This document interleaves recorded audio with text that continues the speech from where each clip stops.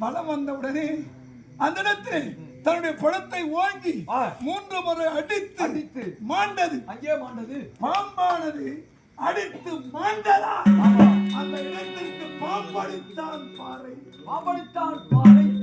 இதனாலே சந்தவாசல் போற இடம் அந்த இறைவனகிரி மன்னனை வேணுகாவை அழித்துட்டு போய் கரம் பிடித்து பார்த்த உடனே நானும் அண்ணவனும் என்னை சந்தித்ததால் அந்த இடத்திற்கு பெயர் சந்தவாசல்.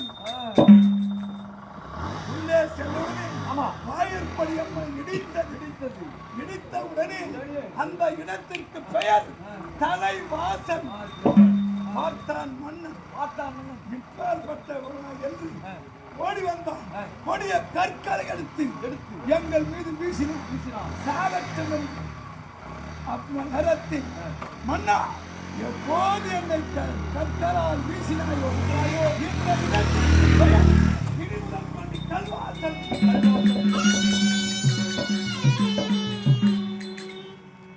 இந்த பாம்பானது பணம் என்பது எல்லாம் கம்பெனி. எங்க அம்மா கூட படிக்க வச்சிருக்கலாம். எங்க அம்மா மட்டும் படிக்க வச்சா ஏரோப்ளேன் மட்டும் போயிருக்கேன் நான். பாம்பானது வளைந்து ஓடிச்சு இல்லையா? அந்த இடத்திற்கு பெயர் கமண்டல நாகநதி. கமண்டல நாகநதி. இப்படி எல்லாம் பெயர் சுட்டினான்.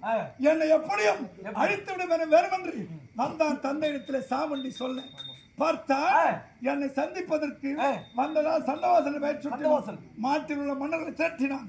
வந்து எம்மை அடிக்கடி என்று தாக்க முற்பட்டார். மன்னா நிறுத்து, எம்மை தாக்க உன்னால் ஆகாது. எனக்கென்று பிறந்தவள் ரேணுகா எப்பொழுது படையோடு என்னை வந்து எதிர்த்தாயோ இனி முதற்கொண்டு இந்த இடத்திற்கு பெயர் படை வீடு.